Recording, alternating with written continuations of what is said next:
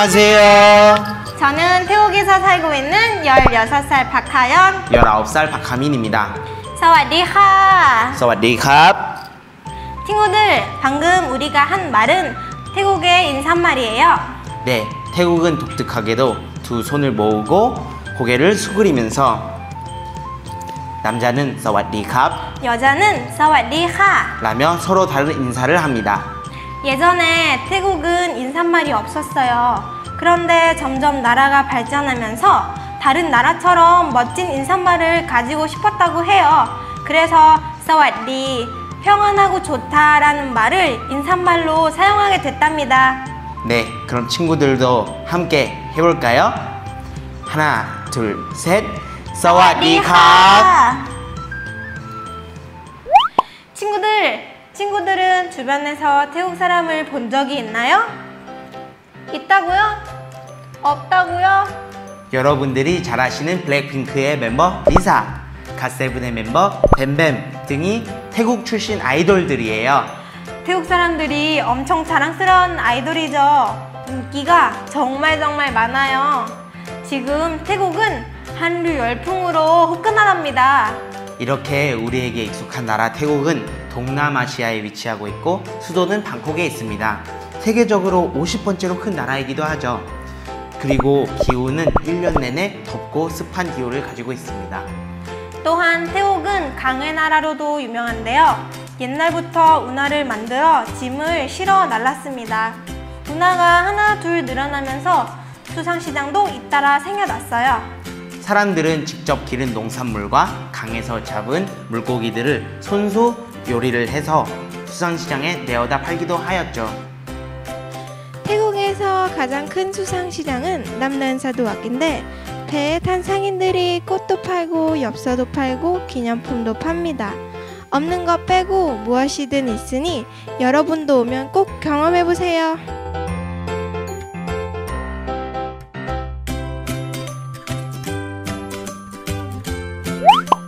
또 태국을 소개할 때 빠질 수 없는 관광 명소가 바로 왕궁인데요. 새벽 사원과 에메랄드 사원도 있으니 꼭 가보시길 바라겠습니다.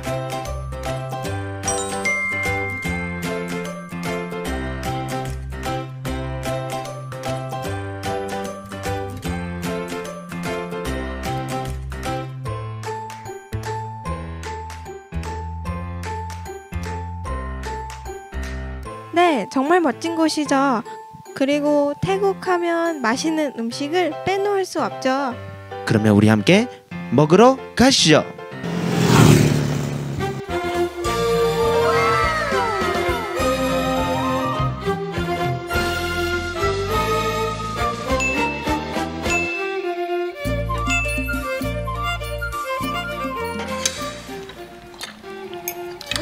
맛있네요. 외국분들에게는 좀 강하다고 느끼실 수 있겠지만 밥이랑 같이 드시면 더 맛있게 먹을 수 있어요. 그리고 국수는요, 색깔이 검은색이라 사람들이 맛이 없다고 생각하실 수 있는데 맛이 고소하고 그리고 비린내 같은 게 아예 없어요.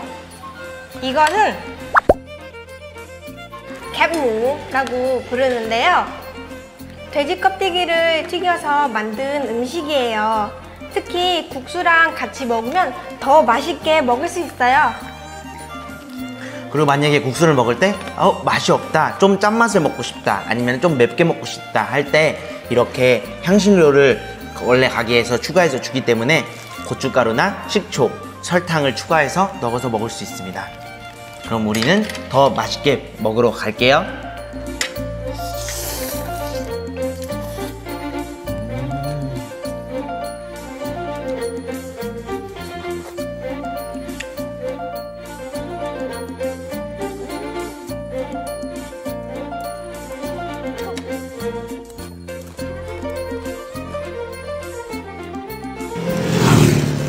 짠! 태국 사람들은 밥을 먹은 후에 디저트를 먹어요. 오늘 우리가 준비한 디저트는 바로 태국 하면 생각하는 과일들입니다. 첫 번째로는 두리안과 망고를 준비했습니다. 두리안은 지옥의 향기, 천국의 맛이라고 불리는 과일입니다. 향이 강해서 사람들이 싫어할 수도 있겠지만 한번 맛을 보면 빠져나올 수 없는 매력을 가지고 있는 과일입니다. 그리고 이쪽에 보시면은 망고와 밥이 같이 있는데요. 이건 바로 태국의 디저트입니다. 망고와 밥 그리고 코코넛 밀크를 섞어서 같이 먹을 때 특별한 매력이 있는 디저트라고 볼 수 있죠. 그러면 한번 같이 맛을 볼까요?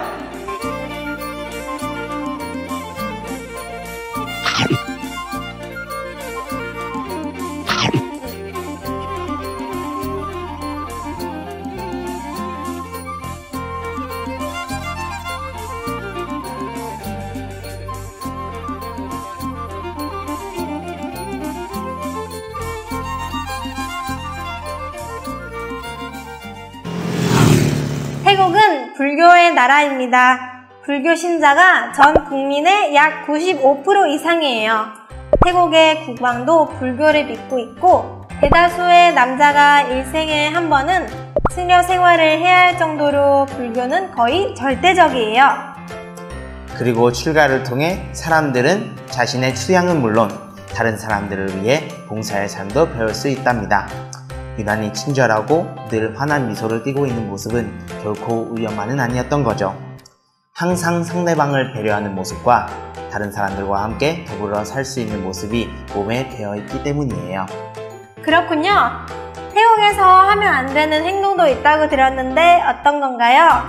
네, 태국에서는 머리를 신성한 곳으로 생각하기 때문에 절대 다른 사람들의 머리를 만지면 안 되고 또 발은 낮은 것이라고 생각하시기 때문에 발로 다른 곳을 가리키면 절대 안 됩니다. 만약에 여러분들도 태국 사람들과 함께 지낼 수 있는 기회가 된다면 이런 점들을 주의하셔야 합니다. 네, 여러분도 이런 것을 꼭 기억해 두시기 바랍니다. 4월 13일부터 15일 이 기간에 태국에 오시면 물벼락에 맞기 쉽습니다. 그건 바로 이 기간이 송크란 축제이기 때문이에요. 태국 송크란 축제는 바로 태국의 설날과 같죠. 송크란 축제가 열리고 이 기간에는 그동안 쌓인 모든 나쁜 것들을 물로 씻어내기 위해 서로 물을 뿌립니다. 이 물을 뿌리는 게 좀 과격한 나머지 소방 호스를 동원하기도 하고요. 송크란 축제는 태국 사람들에게 즐거운 축제이자 행복의 축제랍니다. 여러분들도 이 행복의 축제, 물놀이 축제에 참석하고 싶다면 태국에 꼭 놀러오세요. 태국 하면 떠오르는 동물이 있을까요? 그건 바로 코끼리입니다. 여러분들이 태국에 오셔서 관광지에 갈 때 쉽게 코끼리 쇼를 볼 수 있는데요.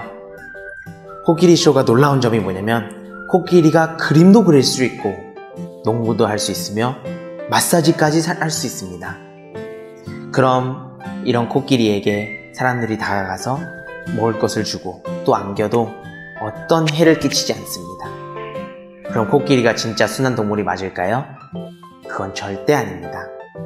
뉴스에 보시면은 야생 코끼리가 사람들에게 해를 끼치고 또 사람들을 죽이는 모습을 종종 볼 수 있기 때문이에요.